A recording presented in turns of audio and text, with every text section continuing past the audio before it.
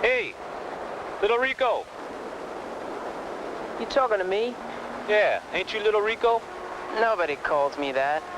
My name is Rico. What's in the name, huh? You born, you live, you die? Who you looking for? Angel. You want angel? I give you angels.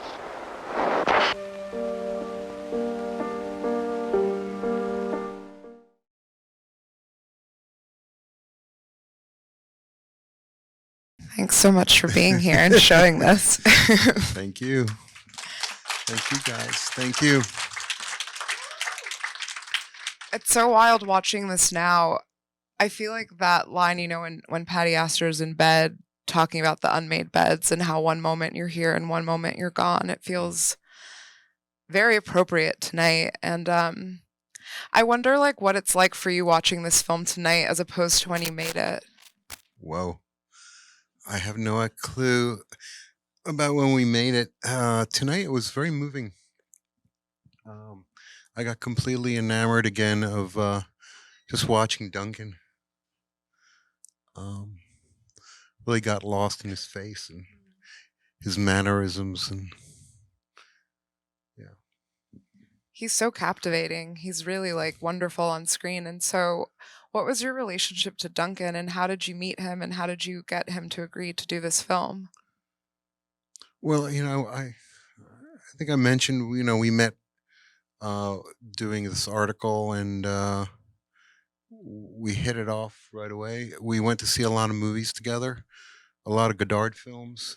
I think the first one we actually saw was Weekend. And Duncan's, all the posters were in Duncan's house. So, we had no wardrobe person or makeup person. Everybody brought their own clothes. Eric wore what Eric wore. Same with Patty and Kitty. It's funny because actually now Claudia and I live a block away from where that was shot.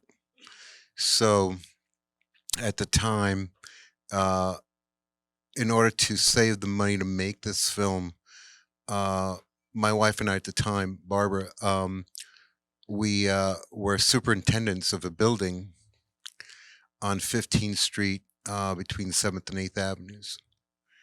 And so it was a big building. It had 65 apartments, and there was a number of apartments that were empty all the time because they were about to be rented. So those were all the sets, all the empty apartments. It was like a strange time, but it was actually a good time. It was sort of before the storm. How long did it take you to write, shoot, edit this film? Well, there was never really a script per se. It was a lot of notes. The notes kept accruing. It was meant to be more of a collage kind of thing. And initially the structure was going to be, it was an hour was going to be of this life of Rico. Then there was 20 minutes when his friends remembered him. And then there was going to be another 10 minutes of when everybody forgot who he was. So that was the idea behind the structure of it. Of course, once I got in the editing room, I forgot about the structure, and it all went out the window. And also there were things that we didn't shoot. We shot for 8 days, 9 days, 8, 9 days. And the film cost about $2,400. Maybe a little more than that, closer to $3,000. We only had a certain amount of 16 millimeter film stock, black and white film stock. So it was really rationed, and there weren't a lot of takes, mostly single takes. Um, and there was that last scene with Eric on the fire escape, which was Eric improvising. He asked if he could improvise the last scene. And there was a scene written, sort of, but he kind of threw out the screenplay and did his thing, which was great. And that's why there's this kind of like a bumpy ending, because it was like actually two takes. Because when we finished that first one, we actually had another 80 feet. Um, so, and that was the last day of the shoot. So, like, what are you going to do with 80 feet? You may as well shoot another take. And that was when he did that, Eric Mitchell, Amos Poe, that whole thing, which was nice, and Coda. But and then editing, I think the editing took about maybe 3 or 4 months, because I didn't have much money for editing, so I had to we mixed it on 2 Nagras, so there's a 2-track mix. And then I had to cut. I had an empty apartment in that building where I was a superintendent, where I put stuff all over the windows, and so I could cut the negative, and then bring it to the lab and make a print. And that was December of '76, and then we sent it to Cannes Film Festival in '77, and they rejected it, but they said you should send it to Deauville, and they were actually the same people who did Deauville, so it was easy, and it turned out. And so Deauville '77 became the first film festival where this was screened at, and for me that was like a big deal, because it was the first time really an audience saw the film, and all my heroes were at this film festival watching the film. So that was really, really, really, really strange. I love the story of this film festival and like what happened. Do you want to share that with everyone? It's one of my favorite stories.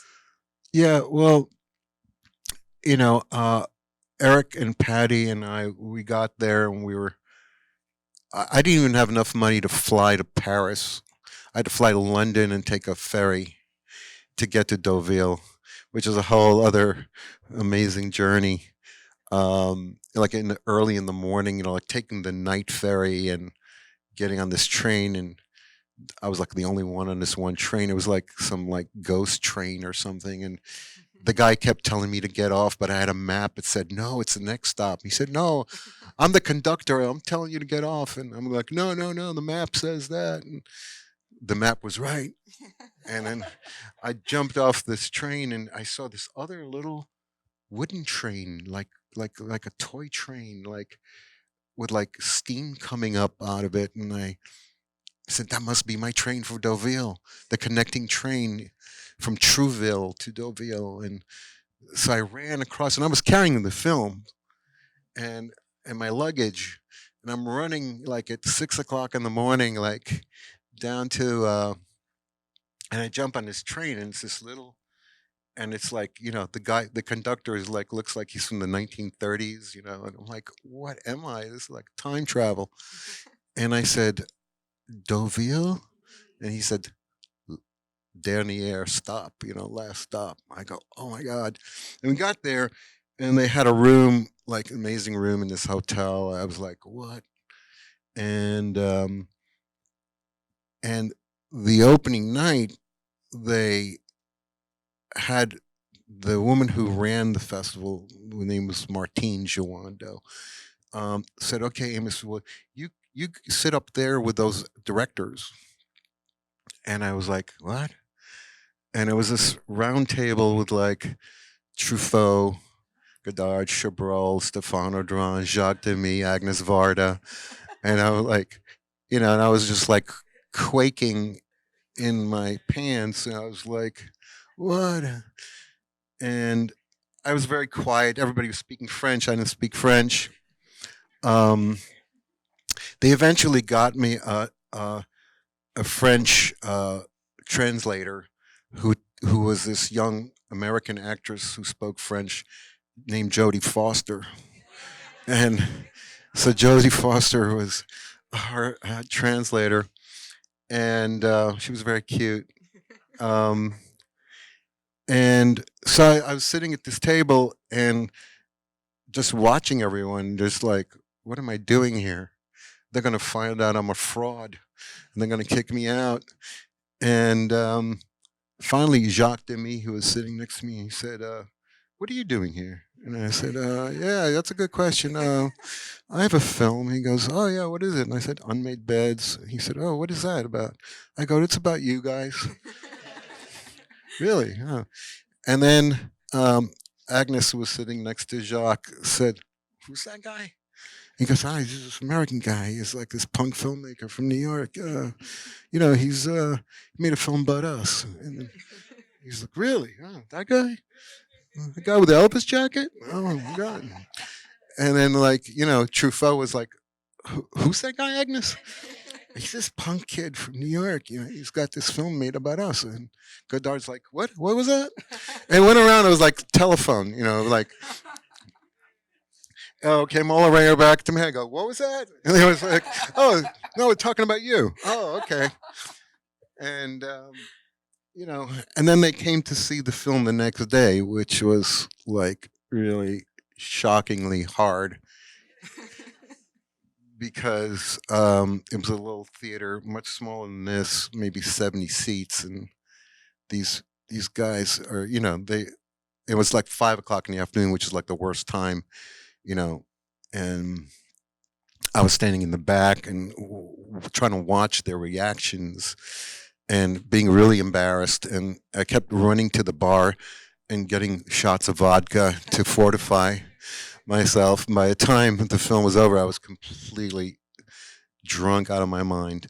And the guy sitting right in front was Claude Lelouch. He was like the first guy, and and I could tell he hated it. I mean, he was like he despised it. He was like, we look at his like splices on there, and there's like dirt on it, and it's like this horrible 16 millimeter. Like, what the hell? Doesn't anybody know how to focus in America? You know, and I'm like, this is a punk movie. We're supposed to be dirty, filthy. And he's like, he's got like the ascot and the whole, a French thing going on. And so as the credits came up, I ran out and was like hiding in the bush. And there was a journalist kind of like with a camera right in front of the theater. And Lelouch was the first guy out. And it turned out that there was this thing going on in France at the time where the French film industry wanted to make like more commercial films. Like they thought, that so they thought that a film should have a minimum budget of like $1 million, so they could make sort of more Hollywood like films. And there was a bunch of people who thought that that was a good idea, and there was a bunch of other people who thought that was a really bad idea. And Lelouch was in the group that thought it was a great idea. More commercial, more, you know, they could then compete with Hollywood type professionalism. And so the guy asked him, "What'd you think of this New York punk movie?" And he said, "Oh, it's a piece of shit. It's the worst thing. This is why we need to have like, minimum, and everything." And even though I didn't speak French, I could tell he didn't like the film. And I was just kind of like, "Oh shit, yeah, everything I was afraid of, was about to happen." And God bless him, Jacques Demy. Um, I always loved him. Uh, he saw me hiding in the bushes, and he saw Lelouch, and he went right in front of the camera, and he said, "No, I think this is the kind of cinema. This is young cinema. This is vital. This is, you know." And then he looked at Lelouch and he said, "If you can tell me exactly what amount of money a film should cost in order to be a good film, I'll go along with you. But what if I have 999,999? Does that mean I can't make a film? That's not what we make." And it got to be this big cause celeb. So it was on TV in France, in Paris. And then the next night, which was our big screening at the casino, you know, which was a big theater with like 400, 500 seats, Eric, Patty, and I had just come out of the hotel, you know, sort of going to our main screening. But we saw this line that was snaked around the street. And we were like, "What is that line for?" And Eric is like, "I don't know." I go, "Eric, you speak French? Ask him." And he's like, I don't want to talk to French people. I hate French people." You know, I was like, "Come on, Eric. No, no, no." Like even Jody had to translate for Eric. That's how much he didn't like French people. And we got there and we realized it was for our film. And we were like in shock. And it was like a standing room only crowd that had come up from Paris to see this controversial so-called, you know, New York punk film. And that really changed everything for us, because we were able to get a distributor this next day in Paris. And, you know, I mean, I had like $30 in my pocket. And I didn't have an apartment to come back to New York. You know, it's like flying by the seat of your pants kind of thing. So wild. I love that story. It's crazy. Don't recommend it. Yeah. But when you're 26, you can get away with it. I also want to ask about parts in the film, like when Patty's almost doing these commercials, because you know John-Luc Godard actually directed like a lot of commercials, and was that kind of inspired by that, or what was your take there? I can't exactly remember, other than, you know, there were like these, I think it was Maidenform or some, I don't know, some that had like celebrity, it was like the first celebrity sort of commercials, and it was kind of making fun of that. And you know, Patty really said, "Can you write me a scene where I can take my shirt off?" I was like, "All right, anything for art, you know." And I mean, when you think about New York City in the 1970s and the music scene and everything that was happening, I feel like your films really have come to define an entire generation. You know, and how does it feel like to know that you were there, like doing it, and now how people look at your work? I don't know. I'm not really hip to that. I did look this time to see like the cars. Like I was really into like how the cars were really, you know, like old, and also the streets had a lot less traffic than now. Like that 23rd Street scene, you know, in front of that building. Like how little. I mean, that was the middle of the day in summer. I mean, you know, like just, you know, things, or like, you know, that you could ride a motorcycle like standing up on it without a helmet in the middle of New York City. You could shoot scenes without any, you know, stopping traffic, you know, and we didn't have any permits or anything like that. I mean, even more so in The Foreigner, which is where we had car chases in the middle of the street and riding on the sidewalks without permits. You know, you couldn't do that. So it's a time capsule, be sure. Like you know, and how young we were. You know, just to see Eric and Duncan and Patty and everyone just, you know, so vibrant and youthful, and is to me that's the most fun part. You know, and just, you know, falling in love with Duncan all over again. Yeah. It's wild to me how he didn't have an acting career after this. I feel like, you know, he was like the Alain Delon of America in a way, watching him in this, you know. Well, I think Duncan, you know, I mean, he was obviously more into painting and his art and collages, and but he was very critical of of his acting, or of his performances. I mean, he did do other. I think he did one or two other films, right, Megan? Yeah, he did a couple other films. Um, but well, he had such a great face, you know, and he was so charming. I think that was his beauty.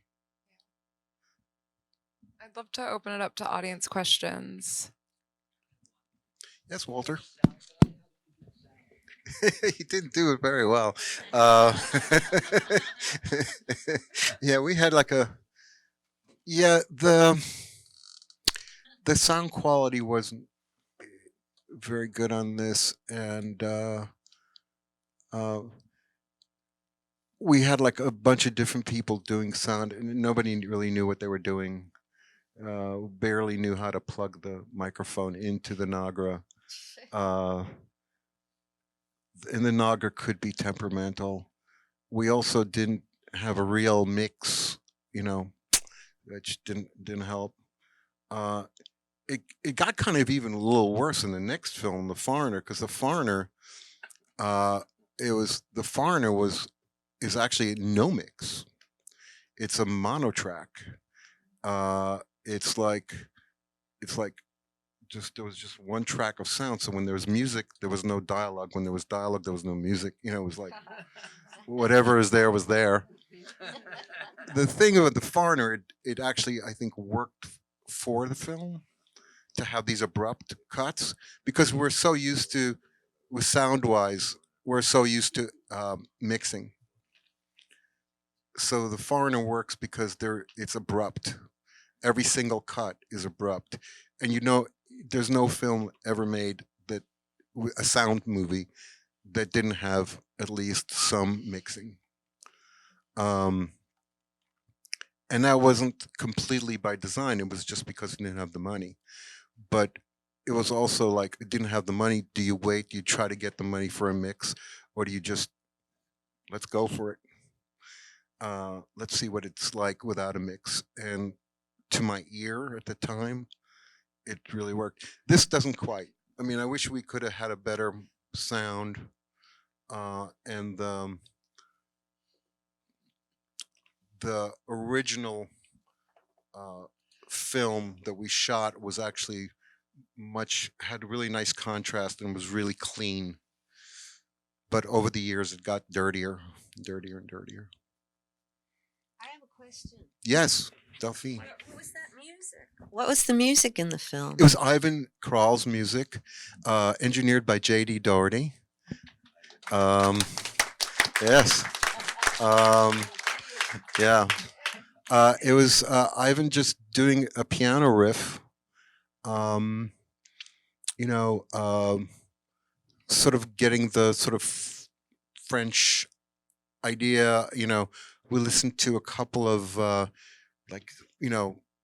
kind of some lame French music, but some good French music too, Georges Delerue and people like that.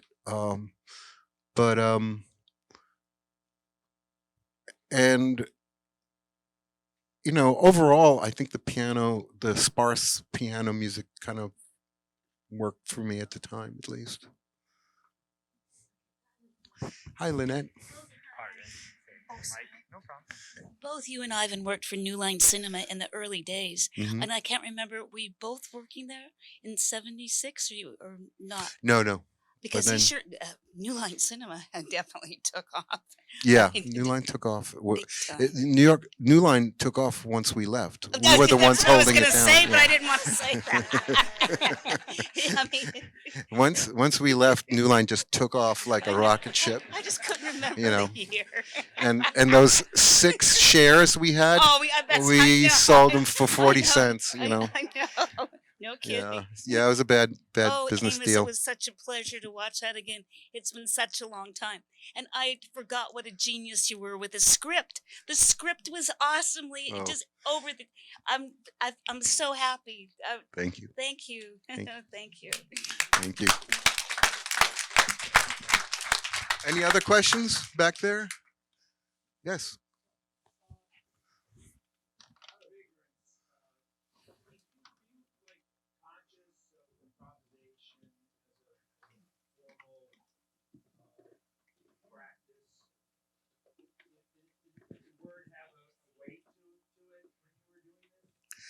Uh, I had some notion of improvisation, but I was too scared of it. Um, I was, and I was too conscious that if it went somewhere and we were filming it, we wouldn't have the film stock to shoot something else. I think I was part of it. I mean, the thing was to. It would have been nice to improvise more, probably, but it was too scary. Um, so the sort of writer, producer, director, one hat thing. You kind of had to have at least some sense of where it was going. So, like when Eric and Duncan are sitting in the room, Eric jumps on the couch, and Duncan is leaning against the wall drinking. Um, the script was on the wall opposite them. All right. Now Duncan didn't actually. Duncan had a really good memory, more or less, But Eric read all his things because he wanted to be Marlon Brando. Yes, back there, Tina.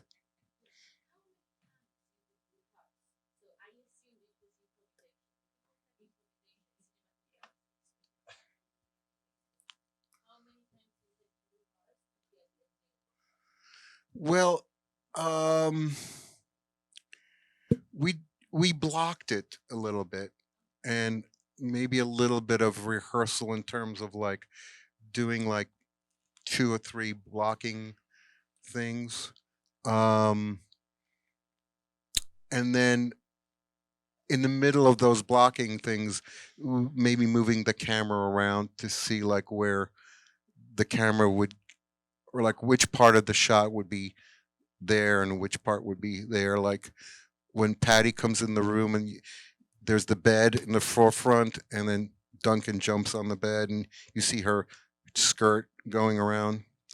That was just like, okay, I knew it had to be like a low angle, but what can we get in there, and how far can we get in the shot from just one place? Um, it was very collagist in a way. The way the visual worked in my head around that, telling that thing. Um, and then some things were just uh, like at the end when they're running across the roof. It was just like, oh, like the rooftops of Paris. Oh, let's run across the roof, whatever. Oh, let's have a guy getting beaten up, for his money. That just kind of riffed. So when everybody's on the same page and there's a very small crew and a very small cast, the energy just is easy to focus. If there's a bigger crew, and it's harder sometimes. One more Yes, question. Elizabeth. That was so beautiful to see young Duncan and the city in the 70s. And I was wondering about the photography vignette at the end. The photography vignette. Oh, if yeah. that was like something that was driven by budget, or if that was a stylistic choice. Well, the cinematographer Vicente Galindez and Orlando Galini, the two guys who were basically the crew. It was a crew of two, essentially. One did the sound, one did the camera. There was I had put an ad in the Village Voice for crew, and I didn't know. How do you make a film? How do you get a crew? I don't know. So I put an ad in the Village Voice. It was like $15, and these guys answered it, and they had all this equipment, and they were up in the Bronx, and it was a politician who had convinced the federal government to give this poor area of the Bronx money for film equipment so they could train ghetto kids to be filmmakers or something like that, right? And but really, what it was he had he was they were getting paid to just sit around all year, and all he was using it was for doing his political ads or other ads. So he was using it to make his own money and his own thing. So these guys were just sitting around, and when they saw my ad, they called me up and they said, "Hey, we got this equipment. We don't even need to get paid because we're getting paid. We just want to have fun." Because that's what my ad said. It said, "Looking for a crew and cast to make a Godard-like movie, no money but lots of fun. Call 212-644-900." That was it. And lo and behold, and I didn't even believe these guys were for real at first, but then they took me up there and showed me the thing, and uh, and I love these guys. These guys were like fantastic, and they were totally gung ho. Like they came to my office and we watched Breathless and we watched Le Petit Soldat, and they were like, "Oh yeah, okay, yeah, we get it." And but one day, the day we were shooting at Max's Kansas City, the morning, they didn't show up, and it was like, why didn't they show up? There was no cell phones, or you couldn't like text somebody. Where the hell are you? And so finally, uh, we kept calling over to where their place in the Bronx was, and finally, he picked up the phone and he went into a closet. He said, "I can't talk right now, but the guy whose place this is here, and we can't get the equipment out until he leaves." I go, "When is he leaving?" "Yeah, I don't know, but we'll come down there as soon as we can." I was like, "Okay, fuck, all right."